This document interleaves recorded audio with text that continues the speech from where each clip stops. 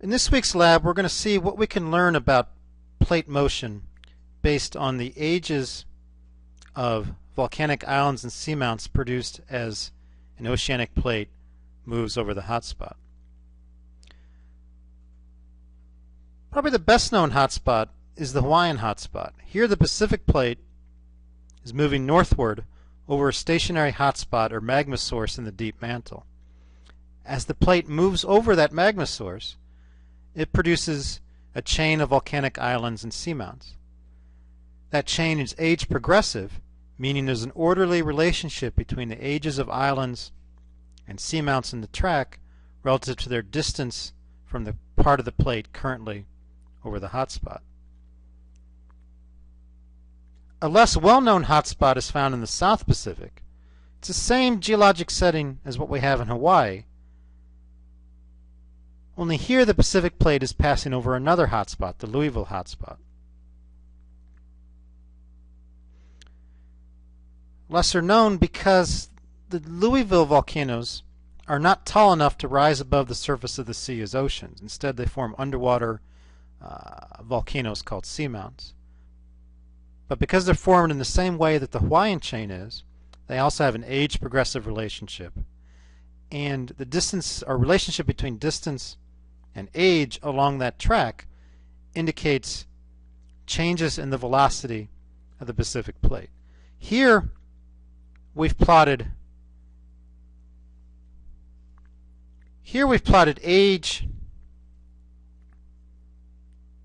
of seamounts in the Louisville chain versus their distance from the youngest seamount, which is inferred to be the part of the plate currently over the hotspot.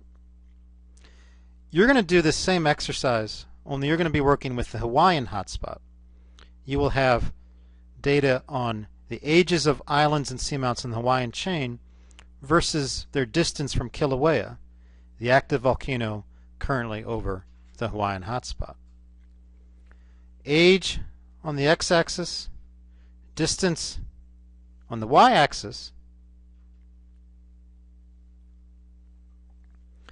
The relationship between distance and age can be used to infer the velocity of the plate as it passes over the hotspot.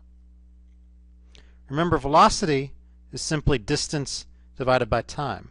We've plotted distance versus time.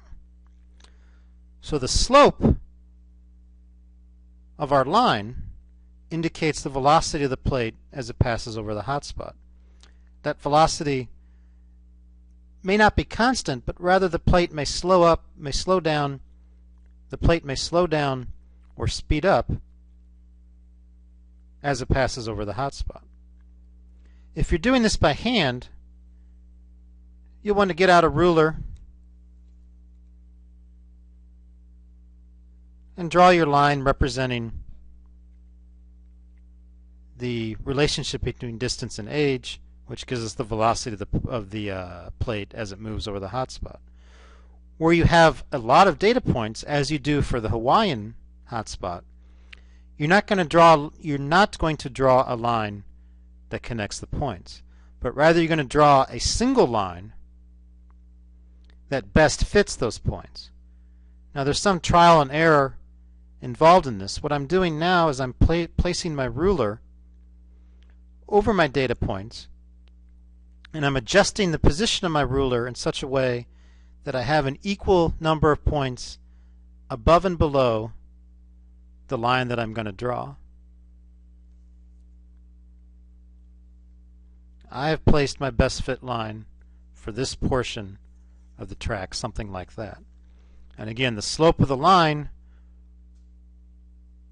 rise over run, represents distance divided by time. In other words, velocity of the plate as it passes over the hotspot. Notice that the two lines we've drawn here for the Louisville hotspot track have somewhat different slopes. Down here in the younger part of the Louisville hotspot track, the relationship between distance and age shows a slightly steeper slope, indicating that the plate has been moving at a faster relative velocity over the Louisville hotspot when it formed the younger part of the hotspot track.